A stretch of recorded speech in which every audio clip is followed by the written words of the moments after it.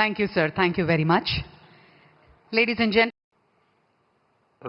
करें और हमारा मार्गदर्शन करें. Ladies and gentlemen, Honorable Prime Minister Shri Narendra Modi ji's special address.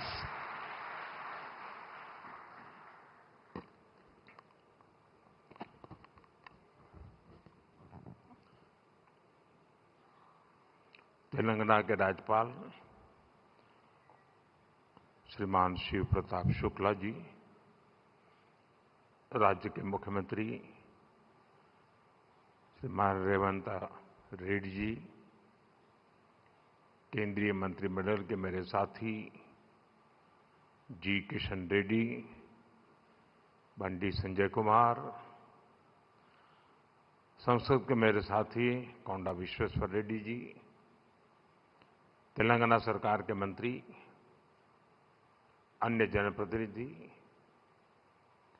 देवी और सज्जनों, साइबराबाद का सामर्थ्य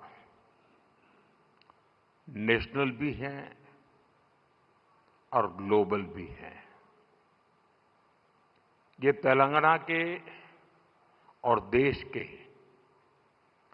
तेज विकास का प्रमुख केंद्र है। इसलिए आज साइबराबाद से तेलंगाना को देश का एक बड़ा मैन्युफैक्चरिंग पावर हाउस बनाने के लिए अनेक बड़े प्रोजेक्ट शुरू हो रहे हैं। आज जिन प्रोजेक्ट्स का शिलान्यास और लोकार्पण हुआ है, इससे यहां हजारों हजार नए रोजगार बनेंगे और तेलंगाना की कनेक्टिविटी भी सशक्त होगी। मैं तेलंगाना की जनता को इन प्रोजेक्ट्स के लिए बहुत बहुत बधाई देता हूं। साथियों, आज भारत रिफॉर्म्स एक्सप्रेस पर चल रहा है। साथ ही आज का भारत आधुनिक इंफ्रास्ट्रक्चर भी बना रहा है। जहीराबाद इंडस्ट्रियल एरिया के निर्माण के पीछे भी यही लक्ष्य है। ये इंडस्ट्रियल एरिया, इंडस्ट्रियल कॉरिडोर विकसित करने के भारत सरकार के राष्ट्रीय अभियान का हिस्सा है। ये एक प्रकार से इंडस्ट्रियल स्मार्ट सिटी बनने जा रहा है। यहां वर्ल्ड क्लास इंफ्रास्ट्रक्चर होगा, बेहतरीन पावर सप्लाई होगी, एडवांस आईसीटी नेटवर्क होगा, यानी दुनिया भर के निवेशकों के लिए यहां हर वो सुविधा होगी जो इंडस्ट्री के लिए उन्हें जरूरी है। इन सुविधाओं के निर्माण के लिए भारत सरकार के हजारों करोड़ रुपए लगेंगे और तेलंगाना, हैदराबाद के हजारों नौजवानों को रोजगार का माध्यम बनेगा। यहां बनने वाली गाड़ियां, मशीनरी, यहां लगने वाले फूड प्रोसेसिंग उद्योग, ये तेलंगाना के श्रमिकों और किसानों को भी सशक्त करेंगे। साथियों, अतीत में जब भारत दुनिया की बहुत बड़ी इकोनॉमी था, तब हमारे वस्त्र उद्योग की बहुत बड़ी भूमिका थी। अब हम अपनी उस विरासत को फिर से सशक्त कर रहे हैं। वारंगल का पीएम मित्र पार्क देश में टेक्सटाइल क्रांति को गति देगा। पीएम मित्र पार्क में लगने वाली यूनिट्स को केंद्र सरकार की योजनाओं का भी पूरा लाभ मिलेगा। उन्हें केंद्र सरकार की पीएलआई स्कीम से भी मदद मिलेगी। यानी इस टेक्सटाइल पार्क से बड़ी संख्या में रोजगार का निर्माण होगा। खासतौर पर जो हमारी बहनें बेटियां हैं, उनके लिए अनेक अवसर बनने वाले हैं। साथियों, बीते 12 वर्षों में भारत सरकार की बहुत बड़ी प्राथमिकता आधुनिक कनेक्टिविटी भी रही है।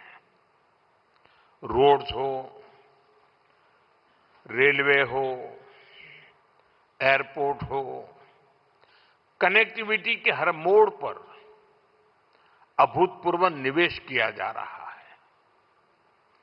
करीब 2.25 लाख करोड़ रुपए की इन्वेस्टमेंट सिर्फ और सिर्फ नेशनल हाईवे पर की गई है और इसका बहुत बड़ा लाभ तेलंगाना को भी हो रहा है। बीते 12 वर्षों में तेलंगाना में नेशनल हाईवे का नेटवर्क डबल हुआ है। तेलंगाना और कर्नाटका को जोड़ने वाले नेशनल हाईवे के चौड़ीकरण से बहुत सुविधा होगी। इससे ट्रेवल टाइम कम होगा और किराए भाड़े में भी बचत होगी। साथियों, साल 2014 से पहले अविभाजित आंध्र प्रदेश के लिए 1000 करोड़ रुपए से भी कम का रेलवे बजट होता था। रेवंता जी सुन रहे हैं ना?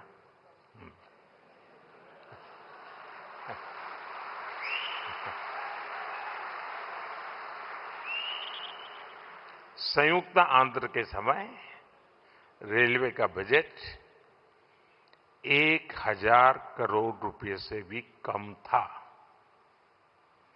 आज सिर्फ संयुक्त आंध्र की बात नहीं कर रहा, आज सिर्फ तेलंगाना का रेलवे बजट ही लगभग 5,500 करोड़ रुपए का है।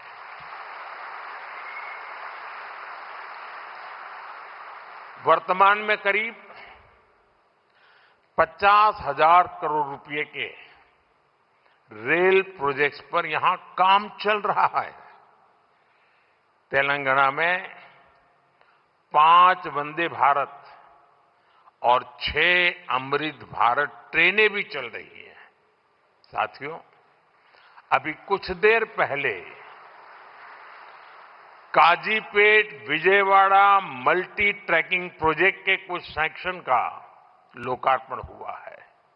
इसके अलावा Kazipet rail under bypass line का भी राष्ट्र को समर्पित की गई है।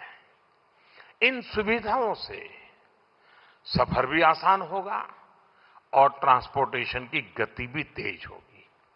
साथियों, 21वीं सदी की इस दुनिया में बिना ऊर्जा सब काम ठप पड़ जाता है। एनर्जी सिक्योरिटी का क्या महत्व है, ये आज दुनिया का हर व्यक्ति महसूस कर रहा है। इसलिए भारत की एनर्जी सिक्योरिटी पर हमारी केंद्र सरकार अभूतपूर्व निवेश कर रही है। मलकापुर में इंडियन ऑयल के नए टर्मिनल का उद्घाटन इसी दिशा में एक बड़ा कदम है। यह टर्मिनल तेलंगाना की बढ़ती एनर्जी नीड्स को पूरा करेगा, सप्लाई चेन को मजबूत करेगा। साथियों, बीते सालों में सोलर पावर के मामले में भारत दुनिया के टॉप देशों में पहुंच चुका है। पेट्रोल में इथेनॉल ब्लेंडिंग को लेकर अभूतपूर्व काम हुआ है। पहले हमने 100% एलपीजी कवरेज पर फोकस किया, अब हम पाइप से सस्ती गैस पर फोकस कर रहे हैं। सीएनजी आधारित व्यवस्था को प्रमोट कर रहे हैं। ऐसे तमाम प्रयासों के कारण भारत इस बहुत बड़े वैश्विक ऊर्जा संकट का सामना कर रहा है। लेकिन अब आज समय की ये भी मांग है कि पेट्रोल, डीजल, गैस ऐसी चीजों का बहुत संयम से इस्तेमाल करें। जो एनर्जी प्रोडक्ट हम विदेशों से मंगाते हैं, हमें प्रयास करना है कि जितनी जरूरत है उतना ही उपयोग करें। इससे विदेशी मुद्रा की भी बचत होगी और युद्ध के संकट से होने वाले दुष्प्रभाव को भी कम किया जा सकेगा। साथियों, आज तेलंगाना का युवा नए सपने देख रहा है। यहां का किसान नई उम्मीदों के साथ आगे बढ़ना चाहता है। यहां के उद्योग, यहां के एमएसएमईज, यहां के स्टार्टअप सब एक विकसित तेलंगाना के निर्माण में अपनी भूमिका निभाना चाहते हैं, क्योंकि तेलंगाना विकसित होगा तो भारत विकसित होगा।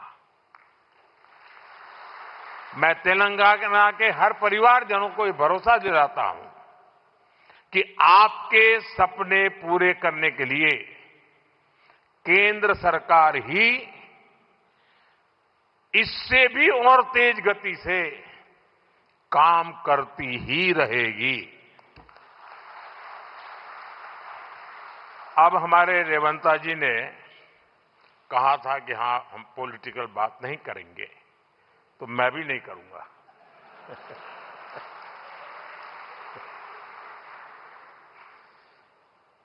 और इसलिए नॉन पॉलिटिकल बात मैं रेवंता जी से कहूंगा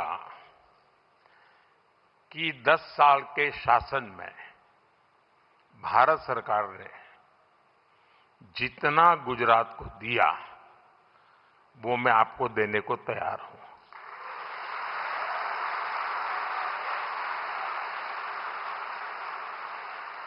लेकिन मेरी जानकारी से मैं आपको बता देता हूं कि जैसे ही मैं ऐसा करूंगा, आपको जो अभी मिल रहा है वो आधा हो जाएगा।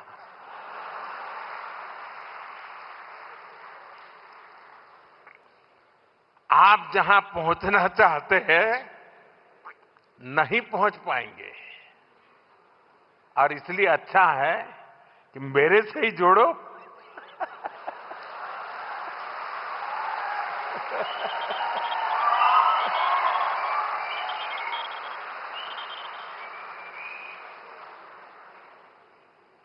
साथियों,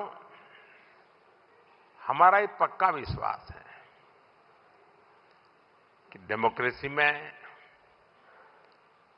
राज्यों में अलग अलग प्रकार की सरकारें होना कोई बुरी चीज नहीं है, लेकिन देश के विकास के लिए राज्यों का विकास भी उतना ही महत्वपूर्ण है। राज्यों के विकास के बिना देश का विकास संभव ही नहीं है, और इसलिए हमारी सारी योजना के केंद्र बिंदु में राज्यों का विकास हो, तेज गति से विकास हो, उस भाव को लेकर के हम सब मिलकर के चलें और 2047 विकसित भारत का सपना हम अपनी आंखों के सामने सिद्ध होता देखें। यही मेरी सबको शुभकामना है। बहुत बहुत धन्यवाद।